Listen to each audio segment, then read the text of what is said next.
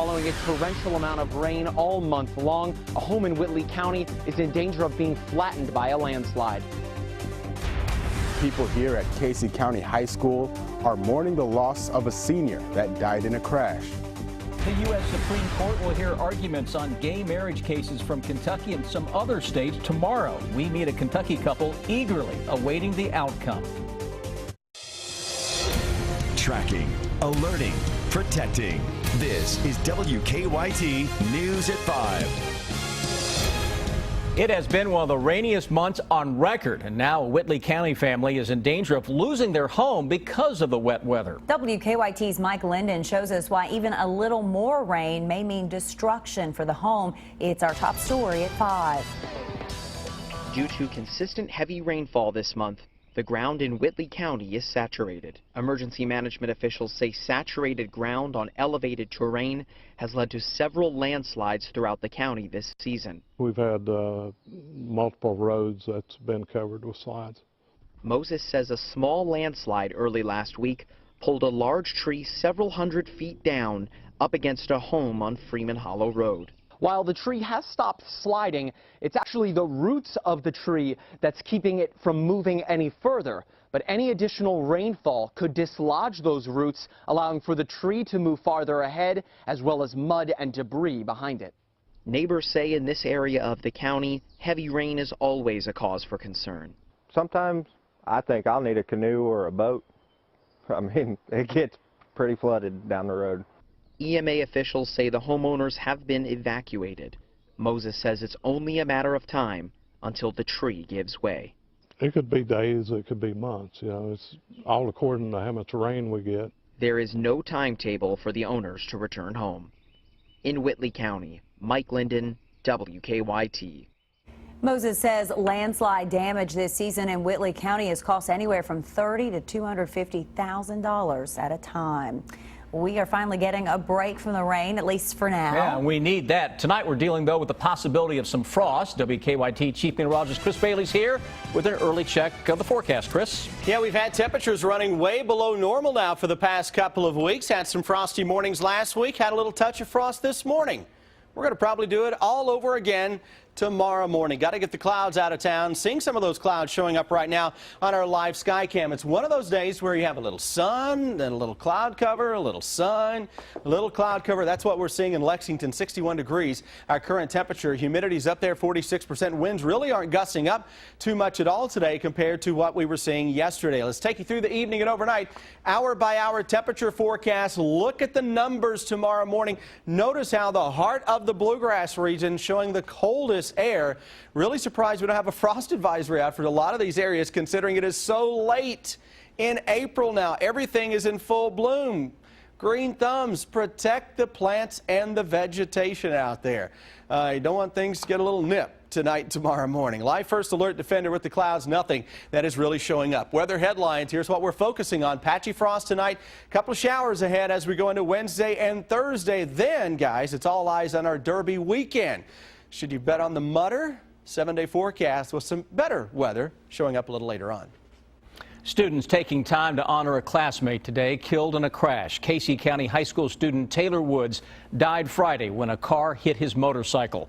The senior was just weeks from graduating. Our Sam Smith shows us how the school is remembering him. It's been a day of mourning here at Casey County High. Students and staff spent the day remembering Taylor Woods. Woods was killed in a crash on Friday. State police say he was on his motorcycle before he was hit head-on by a car. Police say the driver of that car crossed the center line on Kentucky 837. Woods was 17 years old and a senior here. His family says after graduation, he planned to go on a road trip to Florida and then get a job. I'm told he was a quiet young man that liked to help others. That's why he was a junior firefighter in Lincoln County. Students wrote messages about Woods on poster boards that will be sent to his family's home. The senior class also released balloons outside of the school and held a moment of silence in his memory. Grief is a normal feeling, and if something like that should occur and we don't feel grief, then something's not right. And so part of the adult's job here is to help folks through some of that grief and to express that in a creative way. Now, grief counselors have been here all day offering help to anyone that needs it. In Casey County, Sam Smith, WKYT. Wood's visitation is tomorrow at McKinney Brown Funeral Home. His funeral will be held at the high school at 4 on Wednesday afternoon. The fight to legalize or ban same-sex marriage once and for all moves forward tomorrow. Kentucky, Tennessee, Ohio, and Michigan will defend their bans in front of the U.S. Supreme Court. The arguments will eventually lead to an historic decision. Alex Miller is in Washington, D.C., where she talked to plaintiffs for Kentucky who spent their day thanking supporters. I spoke with the plaintiffs from Kentucky and their children, and they say they're overwhelmed with the support that they've gotten since arriving here in D.C. They say they can't believe their story has gotten to the steps of the Supreme Court. It didn't really click with me how public this was until showing up here today. Tevin Johnson Campion is barely 20 years old, but Tuesday morning, the most powerful court in the U.S. will hear arguments to decide if his family can legally be a family. Tevin's parents, Randy Johnson and Paul Campion, are petitioning the court to recognize their marriage in Kentucky. He says he's here so he and Campion can both be the legal parents of their 4 children. We've learned to live with it, but it's something that we want, of course, future families to not have to do. Father and son say they've had nothing but support back home, but they're aware there are people who disapprove of their lifestyle. But we try to protect, we shield our family from that as much as possible. Tevin says he disagrees with people who say he needs a mother and a father. I would probably use some choice words. He's fiercely protective of his parents. They adopted him at birth, something he says he thinks about every day. My parents really did give me a second chance at life. If I was born in the same circumstances that I was in with my original, birth family, then I don't know if I would be as happy and successful as I am today. And for that, he wants his parents, after 23 years together, to feel the same security from the government that they've given him his entire life. Randy Johnson also wanted to point out that his argument relates to civil law, not religious freedom. He says he wouldn't want any church to be forced to recognize his marriage if they don't approve of it. He said he's concerned with gaining the legal benefits that come with being married in America. Reporting at the Supreme Court, I'm Alex Miller. Kentucky U.S. Senator Mitch McConnell, along with 56 members of Congress, signed a brief asking the Supreme Court to avoid imposing a redefinition of marriages on the states. Kentucky lawmakers also submitted a brief saying elected representatives should make the decision. The Supreme Court ruling isn't expected until sometime this summer. We have learned the names of 2 people found dead in a burning building. Our county-by-county coverage begins in Mercer County. Investigators say that on Saturday, Douglas Carter Jr. and Carol Anderson were found dead inside the former Chubby's Auto Sales building. Firefighters also found a meth lab inside, they say, but say that's not what sparked the fire. We're told the building did not have electricity, and the couple had been known to use a wood-burning stove for heat. Their cause of death is still under investigation. And we're still waiting to learn the name, or the identity rather, of human remains found in Rockcastle County. Investigators telling us they're still working on identifying those remains. A mushroom hunter found the bones Thursday night near a creek off US 25 south of Mount Vernon. On Friday, police told us they're figuring out who the person is and how they died. That could take several weeks. Police caught a man wanted in 2 assault cases. Lexington police say Philip Hayes assaulted someone at a Marathon gas station last week. They tell us an officer who worked the case recognized him walking on Trent Boulevard today and tried to stop him.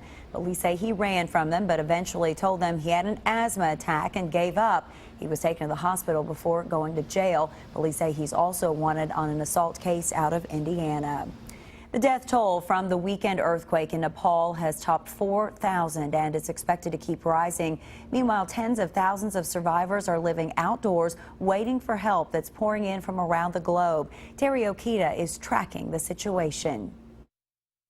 Nepal's last moments of normalcy were captured on video. Customers are seen struggling to stay on their feet to exit this restaurant while the ground shook violently beneath them. 2 days after the earthquake reduced parts of Nepal's largest cities to rubble, the world is getting its first look at devastated rural areas cut off from the most basic supplies. Many in Nepal are now living outdoors. I never want to go inside the house because I feel unsafe. Relief crews from the U.S. and around the world are streaming into Nepal. With much of the infrastructure destroyed, they are tasked with keeping a natural disaster from causing a humanitarian one. The United States will provide an additional $9 million for Nepal earthquake response and recovery efforts. At least 4 Americans are known dead, all of them killed at the Mount Everest base camp, where the quake caused a massive avalanche. The search continues for those trapped in residential areas, but hope fades by the hour. Survivors are left to dig, light funeral pyres, and wait for help. Terry Okita for CBS News, Los Angeles. The massive quake also killed more than 60 people in neighboring India and 25 people in Tibet. A Lexington couple with family in Nepal has been keeping a close eye on the aftermath of the earthquake. They're concerned for relatives who survived the quake but are too scared to go home. They talked to us about how they're keeping in touch on WKYT News at 5:30. A history-making day for the U.S. as Loretta Lynch becomes the next U.S. Attorney General. Vice President Joe Biden swearing her in this morning, making her the first black woman to serve in that post. It took several months to get her approved for the job. A fight over an unrelated bill held up her confirmation.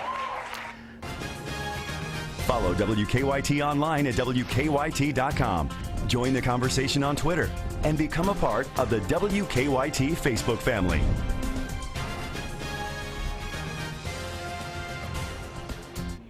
Here's a look at the most viewed stories on our website right now. People want to know more about 2 people found dead in a burning building, a school bus crash in Floyd County, and a high school student killed in a Casey County accident. You can find these stories and more on WKYT.com.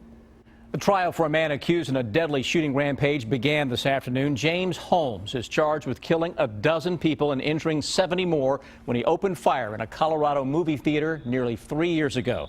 Today, the jury heard opening statements from both sides. They'll hear from victims once testimony gets underway. Defense attorneys have started making their case in the sentencing phase of the Boston Marathon bombing trial. During opening statements, the defense pinned blame for the attacks on Johar Tsarnaev's brother, Tamerlan.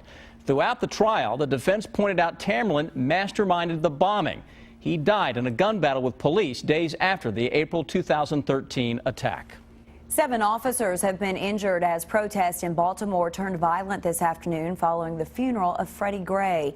Gray died last Sunday, a week after suffering a mysterious spinal injury while in police custody. His funeral took place this morning. During this afternoon's protest at a mall, demonstrators began throwing rocks at police. Texans spent the day assessing damage from severe weather. Storms marched across the state yesterday, spawning as many as 19 tornadoes. In some spots, so much hail came down it looked like snow. The storms also knocked out power to 11,000 customers. There were no reports of death or injuries. New numbers showing just how bad the nation's heroin problem has become. The Substance Abuse and Mental Health Services Administration found 681,000 people used heroin in 2013. 5 years earlier, in 2008, 455,000 used the drug. Most users were adults ages 26 or older, but USA Today reports about 31,000 teenagers used it in 2013.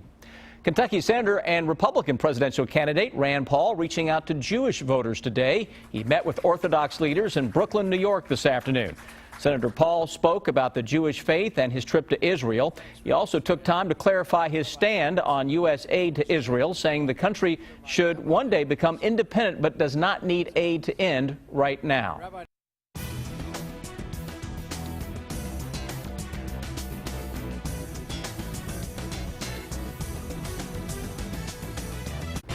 It is time now for better living, health, education, and consumer news that impacts your life.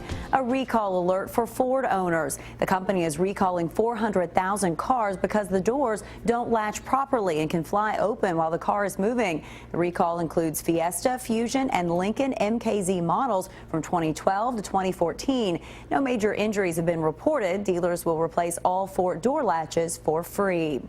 Another recall today for puppy owners. The Food and Drug Administration says Nylabone dog chews sold in a puppy starter kit are being recalled due to possible salmonella contamination. Packages with the lot number 21935 are affected. The recall is voluntary and no illnesses have been linked to the chews.